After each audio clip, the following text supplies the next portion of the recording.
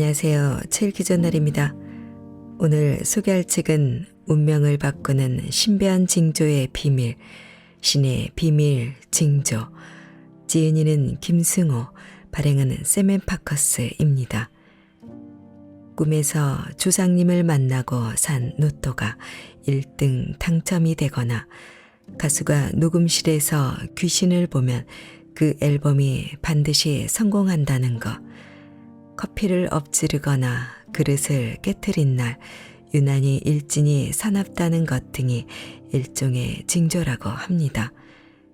이처럼 세상은 징조로 가득 차 있고 평범한 일반인도 징조를 느끼며 살고 있습니다. 이 책은 운명 카운슬러이자 최고의 주역학자 존 김승호 선생이 다양한 사례를 중심으로 징조를 해석하는 방법을 알려주고 운명이 무엇인지, 징조가 왜 발생하는지 등의 원리를 설명한 책입니다. 일상생활에서 손잡이가 부서지거나 교통, 범칙금 딱지를 떼는 등 사소한 실수나 불행이 여러 번 겹친다면 이것이 과연 무슨 뜻인지를 생각해야 합니다. 세상 모든 사물과 사건에는 뜻이 있고 그 뜻으로 과거, 현재, 미래가 다 연결되어 있다는 것입니다. 때문에 슈퍼컴퓨터로 날씨를 예측하듯 주위를 잘 살피고 뜻을 해석해 본다면 일상 속의 작은 징조들로 운명을 짐작할 수 있습니다. 책에서는 징조가 단순히 미신이나 주술이 아니라는 것, 수학부터 물리학, 생물학, 심리학 등 자연과학에서 시간과 운명, 미래의 힌트를 얻을 수 있다는 사실도 보여주고 있습니다. 저자 초은 선생은 운명은 다발로 이루어져 있고 징조를 해석하면 미래를 바꿀 수도 있다고 말하며 독자들에게 늘 주의를 세심하게 살피고 타인을 이롭게 하는 존재로 살아갈 것을 당부하고 있습니다. 자, 그럼 지금부터 잠시 책 속으로 들어가 보겠습니다. 오늘도 책 읽기 좋은 날과 함께 즐거운 시간 되세요. 구독, 좋아요, 알림 설정은 사랑입니다.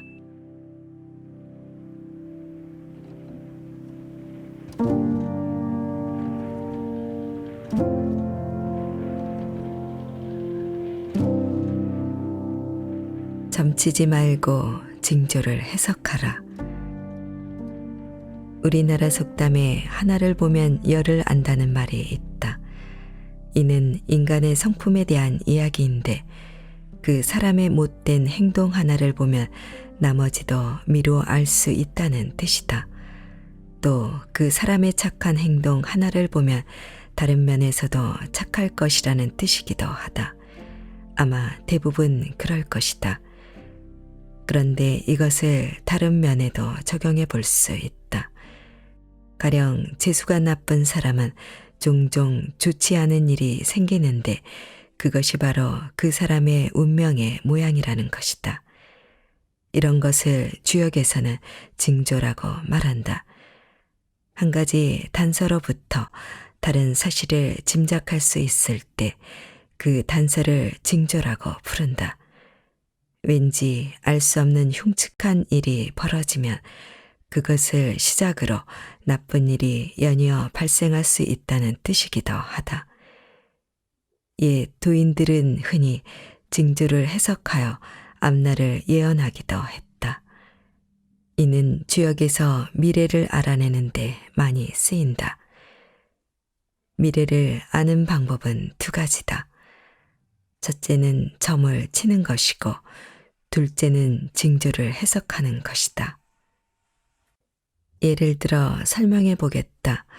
나의 지인 A는 성품이 아주 귀한 사람이었다. 그 사람은 척 봐도 귀티가 났고 관상가가 보면 필경, 그의 미래가 훌륭하게 풀린다고 예언할 것이다. 한 번은 이런 일이 있었다. A가 친구와 단둘이 술을 마시는 중이었다. 계절은 화창한 여름날, 한가롭고 정다운 풍경이었다. 그런데 어디선가 바람이 불어와 먼지와 함께 꽃잎이 휘날렸다. 이때 공교롭게도 A의 술잔에 꽃잎이 떨어졌다. 반면 반대편에 앉은 A의 친구는 먼지가 날아와 얼굴을 찌푸렸다. 참으로 대조적이다. 같은 장소에 있는 두 사람의 상황이 정반대로 엇갈린 것이다. 한 사람은 자연으로부터 꽃잎을 선물 받고 다른 한 사람은 먼지가 들어가 눈이 따가웠다. 재미있는 일이고 흔히 있을 수 있는 일이다. 그러나 그냥 웃고 넘길 일은 아니었다.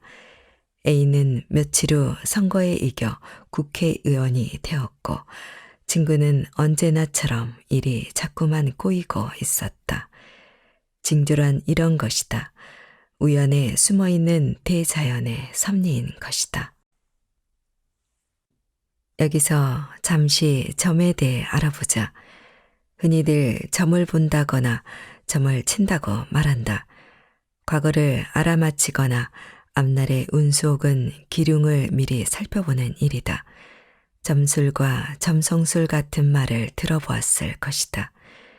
점이란 미래의 일을 알아내기 위해 사람이 일부러 행위를 일으킨 것이다. 물론 점을 치는 순간 대자연으로부터 미래를 점지받는다. 여기서 알아둘 것은 이것이다. 점은 인위적이고 징조는 자연 발생이다. 징조와 점은 이런 차이가 있다.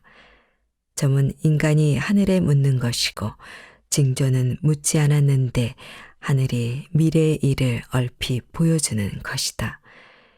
둘 다 미래를 알아내는 유용한 방법이라고 할 수 있다.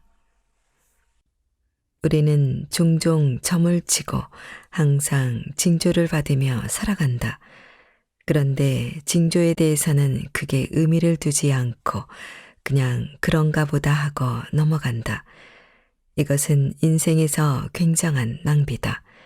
하늘은 항상 미래를 보여주는데 왜 사람은 이것을 놓치고 사는가? 징조는 흔하다. 아니, 모든 것이 징조라고 할 수 있다. 물론 자연 현상 중에는 그저 아무 뜻 없는 우연도 있기는 있을 것이다. 그러나 간혹 출현하는 징조도 분명 존재한다. 한 가지 사례를 더 살펴보자. 사업가인 B는 매사에 성실한 사람이다. 어느 날 일을 마치고 귀가하던 중 그는 두 갈래 길 앞에 섰다. 한쪽은 좁은 골목길이고 다른 한쪽은 넓게 트인 길이 이어져 있다.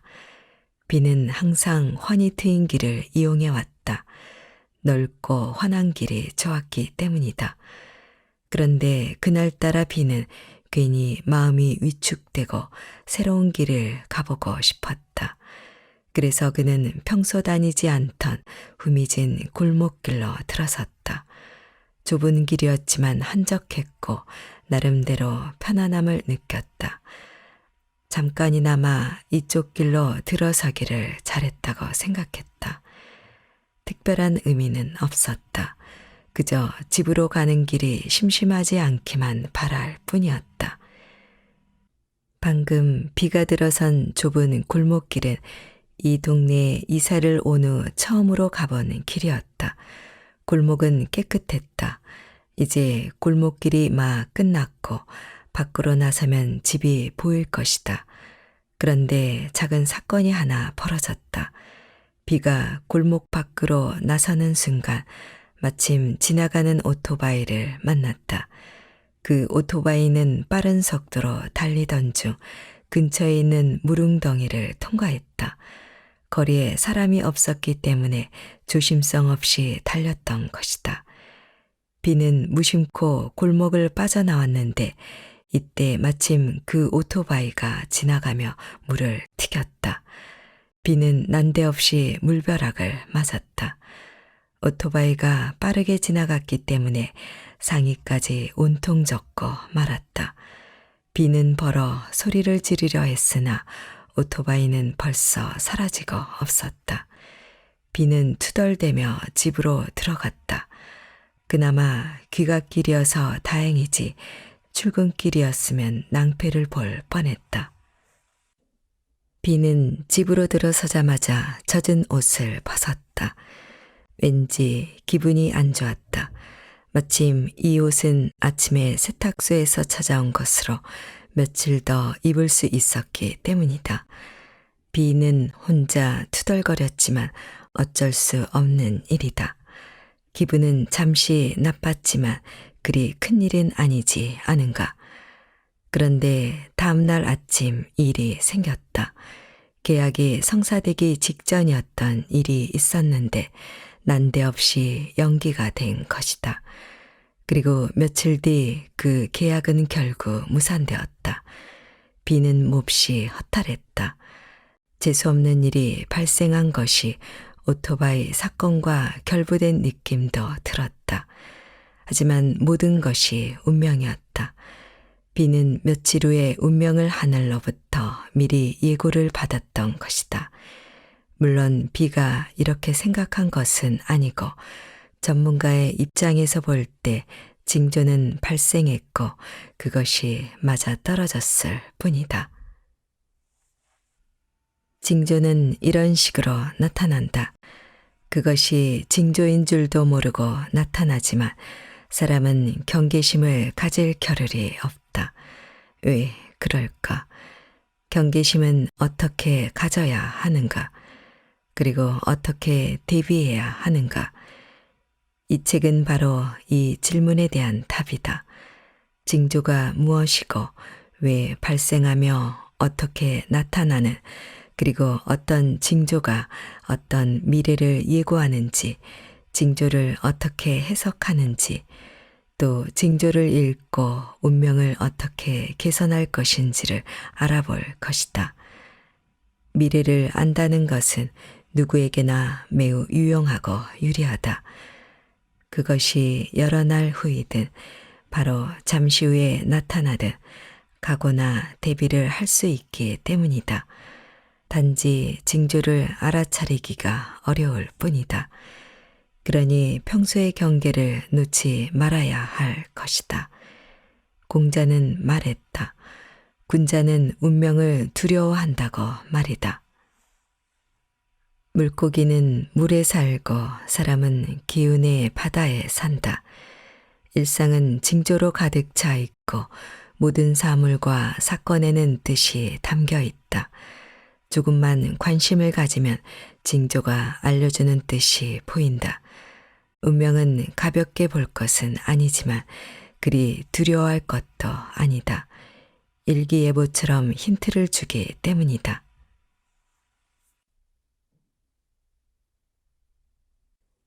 날씨예보처럼 징조를 읽으면 운명이 보인다. 세계적인 정신분석학자 칼 융은 생태계에 빈번하게 일어나는 우연한 현상에 주목했다. 그는 특히 두 가지의 우연한 현상이 짝을 이루어 발생하여 모종의 의미를 형성하는 것에 깊은 관심을 두었다. 보통은 이것을 우연의 일치라고 하는데 어떤 경우 우연의 일치는 특이한 현상을 동반한다. 예를 들어 항구에 정박한 어느 배에서 쥐떼가 집단으로 탈출하는 것이 목격되었다. 그런데 그 후에 그 배가 바다에 나갔다가 침몰하고 말았다. 쥐떼의 이동과 배의 침몰, 왠지 두 현상은 모종의 연관이 있는 것 같다. 일상생활 속에서도 우연의 일치는 생각보다 빈번하게 일어난다. 이에 대해 칼 융은 의미를 부여하고자 했다. 과연 쥐떼의 탈출과 배의 침몰은 어떤 관계가 있을까? 융은 이런 현상을 동시성이라고 명명했다. 그리고 그런 현상들은 의미가 있다고 했다. 융이 어느 날 점을 쳤더니 어머니를 상징하는 괴상이 나왔다.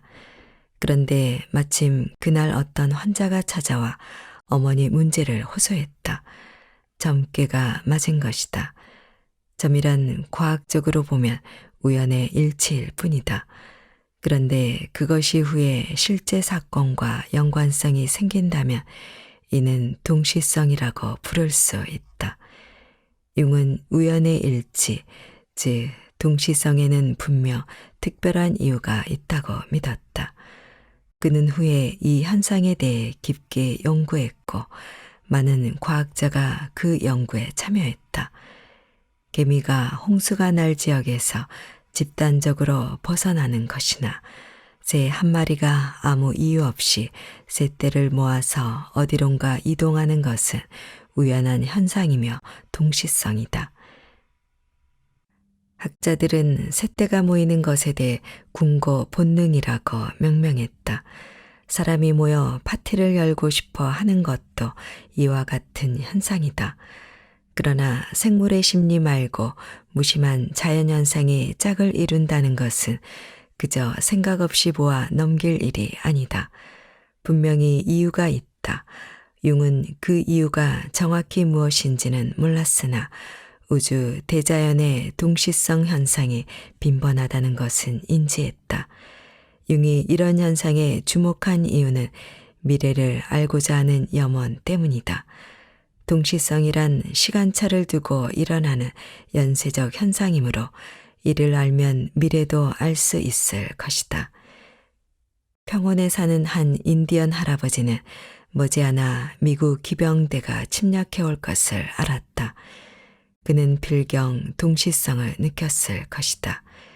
동시성은 우리 주변에 얼마든지 있다. 주역은 이것을 연구하는 학문으로 자연의 모든 현상의 의미를 부여한다. 과학자들은 아직 동시성에 대해 의문을 품는다. 뚜렷한 인과관계를 발견하지 못했기 때문이다. 그러나 그것은 그들이 아직 발견하지 못해서 혹은 완성하지 못해서 그렇다. 동시성은 많은 사람이 활용하고 있는 흔한 현상이다. 실제로 나 자신도 이런 현상을 통해 앞날을 예측하곤 했다. 이른바 징조 해석이다. 징조는 자연계에서 집단적으로 나타나는 현상의 한 조각을 분석해 전체를 예측하는 유용한 방법이다. 기상청에서 태풍을 예측하는 것도 일종의 동시성 해석이다. 자연현상 역시 하나가 독자적으로 일어나지 않고 여러 현상이 동반하여 일어난다. 주식 투자를 해본 사람은 어떤 주식들이 뚜렷한 이유 없이 동기화되어서 움직이는 것을 종종 경험해 보았을 것이다. 나는 좋은 소식이 올 것을 예측하고 기다린 적이 많았다. 그리고 그것은 상당히 빈번하게 적중했다. 어려서는 아예 이것을 취미 삼아 미래를 예측하곤 했다. 후에 주역을 공부하면서 자연현상의 의미를 해석하는 법을 배웠다. 융은 주역 연구소를 만들어 서구 세계의 주역 연구를 선도했다. 다만 융은 동시성에 많이 주목해 개별적으로 발생하는 현상에 대해서는 더욱 깊게 연구하지 못한 듯싶다. 그러나 융은 무당이나 점쟁이들이 다루는 미래 현상을 과학으로 끌어들였다는 공적이 있다. 여기서 동시성 현상에 대한 과학자들의 연구가 어디까지 진행되었는지 그 연구의 최전선에 대해 잠깐 고찰해보자. 현대 물리학의 최첨단인 양자역학에서는 기이한 현상을 발견하고 그것의 인과성을 확실히 증명했다. 이는 얽힘이라는 현상인데 두 입자가 아주 멀리 떨어져 있는데도 동시적으로 움직이는 현상을 일컫는 물리학의 용어다. 예를 들어 두 입자가 얽혔을 때는 그들이 아무리 멀리 떨어져 있어도 동시에 움직인다. 저 우주 끝에 가 있는 입자라도 동시에 움직이는 것이다. 한 입자가 어떻게 다른 입자의 움직임을 알았을까? 그리고 그것을 알았다고 해도 동시적으로 움직이는 것이 어떻게 가능할까?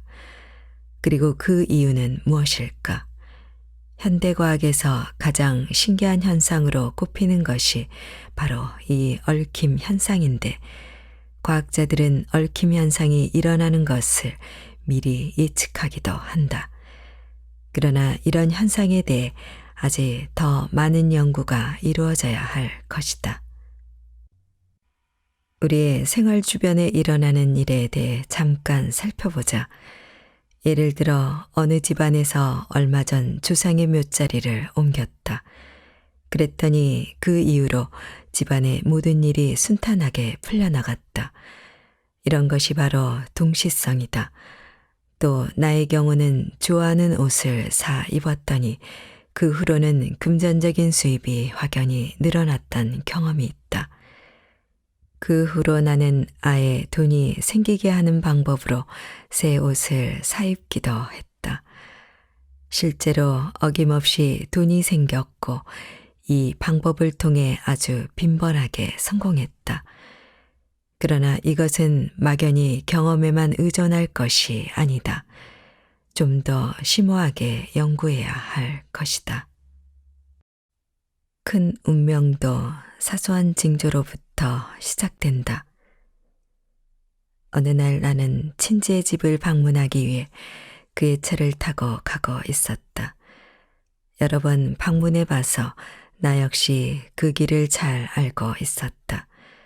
도로는 오늘따라 시원스럽게 뚫려 있었다.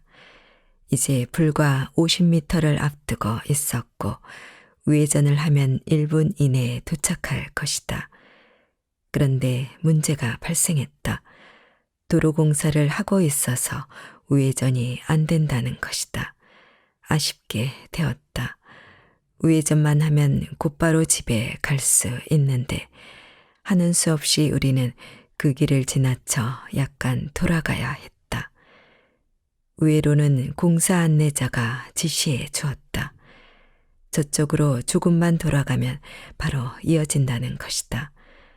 그러나 막상 그쪽으로 가보니 잠깐 돌아서 될 일이 아니었다. 길은 생소한 곳으로 이어졌고 한참을 헤매다가 결국 되돌아 나올 수밖에 없었다. 이제 더 먼 곳으로 돌아 아예 다른 길로 찾아가게 되었고 시간은 꽤 걸렸다. 그러나 친지는 인내심을 갖고 먼 곳을 돌아 집을 찾아갔다. 그런데 그 길은 폭도 좁은 데다가 차가 많이 다녀서 통과하는데 애를 먹었다. 그래도 어쨌거나 집에는 도착했다. 살다 보면 이런 일은 종종 발생한다. 별로 큰 문제도 아니다. 그러나 이는 징조인 것이다. 별일 아닌 것 같은 사소한 문제로 번거로움을 겪었기 때문이다. 번거로움을 겪는 동안 접촉사고도 일어날 뻔했다. 그러나 친지는 차분하게 대처해 번거로운 시간을 무사히 지나 보냈다. 그래도 징조는 남는 법이다. 길을 돌아갔다는 것이 문제가 아니다. 번거로움이 생겼다는 것이 문제다. 출근길에 핸드폰을 집에 두고 나와 다시 돌아가야 했다거나 지갑을 두고 나와 곤란해졌다는 등의 일은 사소해 보이지만 공연히 번거로움이 발생한 것이다. 지역에서는 이런 일을 천풍구라고 한다.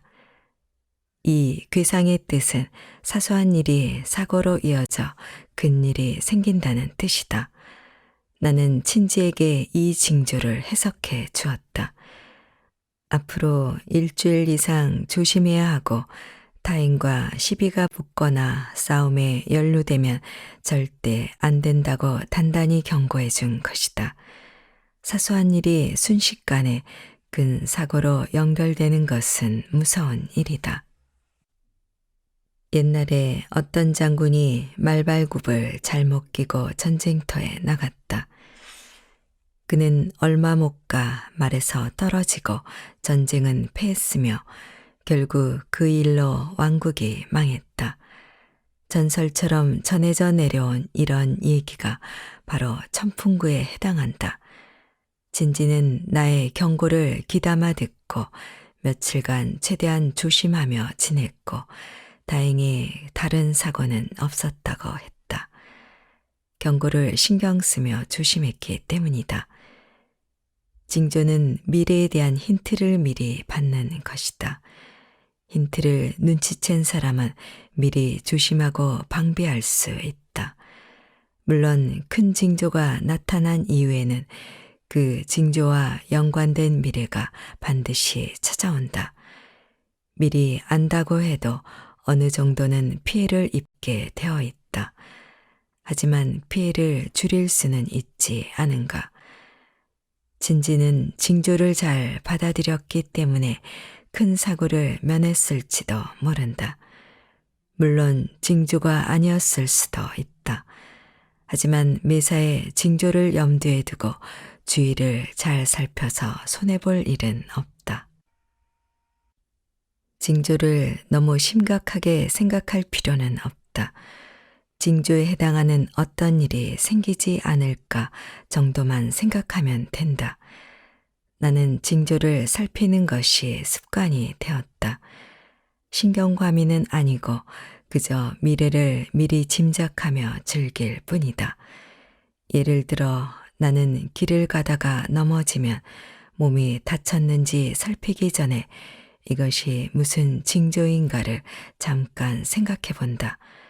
그러고는 웃는다. 상처는 그제야 살펴본다. 물론 몸의 감각으로 상처가 없다는 것을 진짜 알아챘지만 말이다.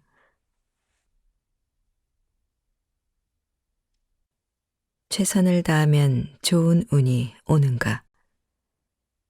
오래전 일이다. 나는 기자들과 식사를 하고 있었는데 그들이 다음날 축구 경기의 결과를 물어왔다.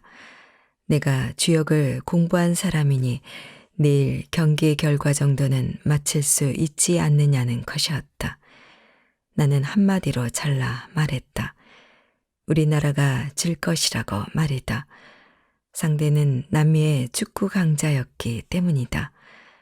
나는 그저 강팀을 만났으니 우리나라가 질 것이라고 추측했다. 그러나 기자들은 한사코 점을 쳐달라고 청했다. 하지만 그것은 점을 칠 만한 것이 아니어서 거절했다. 그런데도 기자들은 내일 크게 활약할 선수가 누구인지를 알려달라고 자꾸만 물었다. 그것이라도 점을 쳐서 알려달라는 것이었다. 나는 모르겠다고 했고 그들은 도사가 뭐 저래 하고 불평하며 그 자리를 마무리했다. 다음 날 축구 경기는 정말 지고 말았다. 이것은 상식적으로 생각한 것이 그저 맞았을 뿐 그 이상도 이하도 아니었다. 대개 사람들은 점을 치면 모든 미래를 알 수 있다고 믿는데 그렇지 않다. B라는 사람이 나에게 물었다. 자기가 며칠 후 소개팅으로 여성을 만나는데 그녀와 잘 되겠냐고 말이다. 나는 B에게 그저 열심히 해보라고 말해주었다. 아직 만나본 적도 없는 여성의 마음을 점으로 알 수 있을까? 당연히 없다. 그뿐 아니라 상대방 여성의 마음을 미리 알아보고 연애에 임하려는 B의 태도가 나쁘지 않은가? 사랑이란 최선을 다하는 것뿐이다. 운명을 논할 문제가 아니다. 결혼과 관련된 문제라면 운명을 생각해 보는 것도 나쁘지는 않다. 하지만 아직 시작도 안 한 연애부터 상대방의 마음이나 결과를 미리 점치다니, 게다가 점괘가 나쁜 경우에는 애쓸 필요가 없다는 식이라면 B는 아주 비겁한 사람이다. 사랑은 사업이 아니다. 최선을 다해 진심을 전하고 자신의 매력을 보이는 성스러운 일인 것이다. C라는 사람 이야기다. C는 산책이 운명에 좋다는 얘기를 나에게 듣고는 매일 산책을 하면서 운을 개척하고 있었다. 바람직한 일이다. 그런데 어느 날 사업상 위기가 다가왔다. 사업은 부진했고 자본금도 점점 없어져 갔으며 법적인 문제에도 얽히게 되었다. 게다가 사기까지 당한 상태다. 도저히 수습이 불가능한 지경에 이른 것이다. 전문가들도 시의 사업은 이미 패망한 것이라고 단언했다. 사실이 그러했다. 시의 사업은 급격히 망해갔고 결국 완전히 망했다. 그러자 시는 나에게 산책을 그토록 열심히 했는데 왜 사업이 망하느냐고 따졌다. 기가 막힐 일이다. 점은 자연의 법칙이지 기적이 아니다. 그렇다면 도대체 점이란 무엇인가? 점을 쳐서 모든 일의 미래를 알 수 있을까? 이 점은 운명을 이해하는데 매우 중요하기 때문에 약간 자세하게 설명하고 넘어가겠다. 우주 대자연의 법칙이 있다. 이것은 땅의 법칙이라고 하는데 이는 자연의 오행의 최우선으로 적용되는 법칙이다. 사람이 수백 발의 총에 맞으면 죽는다. 그가 운이 좋아도 죽고 나빠도 죽는다. 운이나 점은 이런데 적용하는 것이 아니다. 운은 하늘의 법칙이기 때문이다. 하늘의 법칙은 땅의 법칙 다음이다. 그래서 하늘이 운명을 일으킬 때는 자연의 법칙, 즉 땅의 법칙에 크게 위배되지 않을 때 한해서 일으킨다. 축구는 축구 전문가에게 물어야지 점을 치는 것은 아니다. 몸이 아프면 그 미래는 의사에게 물어야 한다. 사랑이 성사될지는 상대방 이성의 선택일 뿐이다. 하늘은 이런 일에 일일이 관여해 운명을 지어내지는 않는다. 천재의 뜻을 잘 알아야 한다. 다시 말하지만 하늘은 땅의 법칙을 위반하지 않는다. 땅의 법칙은 현실적으로 자연계를 지배하는 절대적 법칙이다. 가령 하늘에서 거대한 혹성이 날아와 지구에 부딪히면 지구는 멸망할 것이다. 이미 혹성이 지구에 아주 근접해 있다면 운이란 없는 것이다. 그저 부딪히는 것이다. 기적이라는 것이 빈번하게 일어날 것이라고 기대해서는 안 된다. 그렇다면 점은 언제 필요한가? 이는 자연의 법칙 내에서 이럴 수도 있고 저럴 수도 있을 때 치는 것이다. 미래가 기묘해 보일 때가 있다. 그러나 이는 인간이 보기에 그럴 뿐이다. 실제는 자연의 법칙이 먼저 있고 그것만으로도 확실치 않을 때 점으로 알아볼 수 있다. 미래는 예정된 사건들로 꽉 찬 스케줄표가 아니다. 어느 정도는 자유롭다는 뜻이다. 물론 운명이 없다는 뜻은 아니다. 또한 운명이 있다 해도 이것이 자연의 법칙을 거역하면서까지 기적을 일으키지는 않는다. 징조라는 것도 기적을 일으킨다는 뜻이 아니다. 하늘의 법칙이 그러할 뿐이다. 자연의 법칙, 즉 땅의 법칙도 꽉 짜여진 것이 아니다. 이럴 수도 있고 저럴 수도 있는 현상은 무수히 많다. 미래는 대체로 불확정적이지만 어떤 미래는 이미 확정의 테두리 안으로 들어서 있다. 운명 개척은 그 중립지대에서 이루어진다. 훈련하지 않고 올림픽에 나가 금메달을 딸 수는 없다. 그러나 실력의 차이가 미세할 때는 운명이 작용한다. 그리고 무엇보다도 먼 미래는 불확정성이 아주 높으므로 좋은 운의 흐름을 유도해야 한다. 막연히 미래를 어떻게 지배하겠는가? 우선은 현실에서 최선을 다하고 그 다음에 운명을 유도하는 행동과 마음에 집중해야 한다. 그리고 운이란 노력하지 않는 사람보다 노력하는 사람에게 우선적으로 찾아온다. 그래서 하늘은 스스로 돕는 자를 돕는다고 한 것이다. 아이가 좋은 대학에 갈 것이라는 점괘가 나오면 공부를 더욱 열심히 해야 한다. 좋은 대학에 갈 것이라는 점괘는 아이가 열심히 공부한 부분에 대해서 실수를 범하지는 않는다는 뜻이다. 혹은 아이에게 유리한 문제가 출제된다는 뜻도 된다. 하지만 이 모든 것은 어느 정도 공부를 한 아이에게 적용되는 운명인 것이다.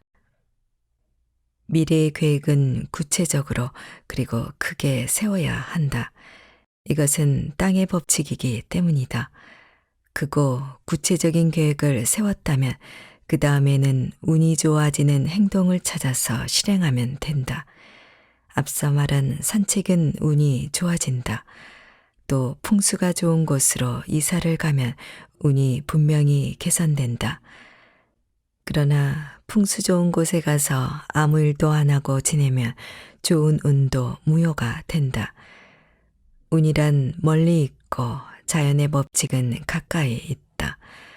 오늘 무엇을 할 것인가? 이는 주어진 일에 충실하고 할 수 있는 한 최선을 다해 미래를 계획해야 한다.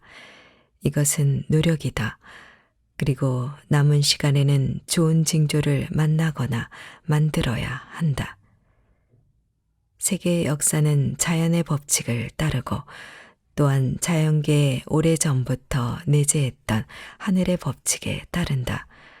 노자가 말했다. 만물은 음을 등에 지고 양을 끌어안으며 중기로 화한다고. 이는 운이 있고 법칙이 있으며 인간이 그것들을 잘 조절할 수 있다는 뜻이다. 꿈에서 만난 조상님과 로또 당첨의 상관관계. 하늘에 무수히 많은 별이 있는데 이 별들을 그룹으로 모아서 일정한 모양을 만든 것이 바로 별자리다. 물론 별자리는 별들을 유심히 살피면서 일부러 선을 그려 모양을 만들어 놓은 것이다. 그 별들의 그룹이 점점 많아지자 인간은 자신들의 문화와 결부시켜 뜻을 부여했다. 예를 들어 북두칠성은 국자 모양인데 오래전 점성술사들이 특별한 의미를 부여한 것이다. 사실 그런 의미에서 별자리라는 것은 완전히 인위적인 것이다. 그러나 우주에는 인위적인 것이 아닌 실제 우주적 규모로 모양을 이룬 것이 있다. 이들은 서로 반응하며 조화를 이루기도 하는데 마치 서로의 존재와 보조를 맞추는 듯한 모양이다.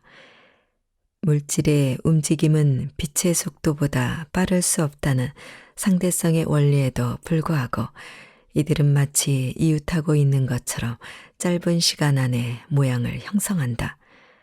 군대에서 주의관이 병사들을 집합시키고 일사불란하게 열을 맞추도록 하는 것과 같다. 과학자들은 이런 현상을 얽힘이라고 한다. 얽힘은 소립자의 세계에서만 이루어지는 것이 아니다. 인간 사회에는 얽힘이 수도 없이 많다. 어떤 현상이 서로 동기화되어 이루어지는 것을 말하는데 이는 다른 말로 동시성이라고 부른다. 동시성이란 다름 아닌 얽힘 현상이다. 그래서 이를 잘 관찰하면 미래를 엿볼 수 있다. 한 번은 이런 일이 있었다. 나는 어느 친지 A라고 부르겠다. 로부터 연락이 오면 신기하게도 며칠 이내로 돈이 생기는 경험을 했다.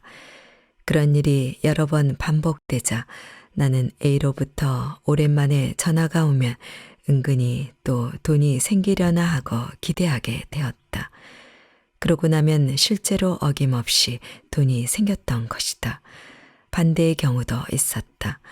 나는 B라는 친구를 만나면 며칠 후에 꼭 감기에 걸리곤 했다.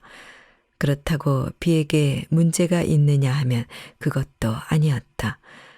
B는 인격도 훌륭하고 여러모로 나무랄 데가 없는 사람이다. 재수없는 사람이 아니라는 뜻이다. 또 다른 경우도 있다. 새가 떼를 지어 날아가는 것을 보면 며칠 후에 먼 곳에서 소식이 왔다. 그리고 약속이 취소되면 며칠 후에 꼭 해야 할 일이 생겼다.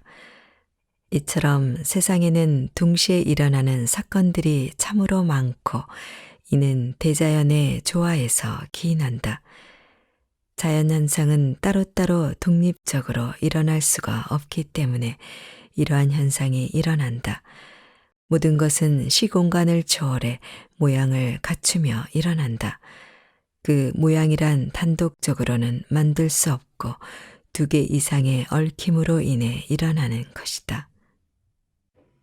꿈에 조상님을 뵙고 로또를 샀더니 당첨이 되었다는 얘기를 종종 듣는다. 이는 꿈과 당첨이 한 가지 틀에 묶여서 그렇다. 중요한 것은 조화다. 조화는 곧 얽힘이고 동시성이다. 대자연에 이런 현상이 빈번하기 때문에 우리 자신도 이러한 현상에 편입되어 있는 존재다. 그래서 우리는 이를 운명 개척에 활용할 수 있다. 간단하다. 생활을 다양하게 하라는 것이다. 한 달 내내 집 안에만 틀어박혀 있으면 돈은 전락되고 휴식도 취할 수 있겠지만 행운의 조화는 일어나지 않는다. 자기 일에만 너무 몰두하거나 도무지 사람 만날 새가 없을 정도로 바빠서는 안 된다. 오랫동안 여행 한번 못 가는 상황도 좋지 않다. 이렇게 살면 세상과의 얽힘이 사라지고 동시성도 생기지 않는다. 따라서 행운도 기대할 수 없다. 사람이 살면서 꼭 필요한 일만 해서는 안 된다. 때로는 자신을 세상에 노출시켜야 한다. 그래야 진보와 진화가 이루어지는 법이다. 매일 생활이 똑같은 사람, 즉 단조로운 사람은 이미 조화가 상실된 사람이다. 이런 사람은 조용하게 살 수는 있겠지만 운명이 특별해질 기회는 거의 없다. 조화라는 것은 주역의 괴상으로 수화기제라고 한다. 이는 인생이 잘 굴러간다는 뜻이고 언젠가 한 번은 큰 행운을 맞이할 것이라는 의미다. 기회란 드물게 오는 법이지만 그래도 노력하는 사람에게는 반드시 찾아오게 되어 있다. 특히 사람을 많이 만나는 사람은 성공할 확률이 높다. 옛말에 사람은 서울로 보내고 말은 제주로 보내라는 말이 있는데 이것은 사람은 사람을 만나 조화를 이루어야 기회가 생긴다는 뜻이다.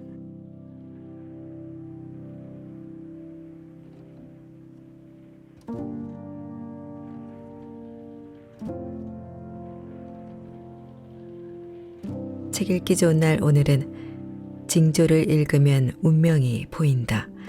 신의 비밀 징조를 보내드렸습니다.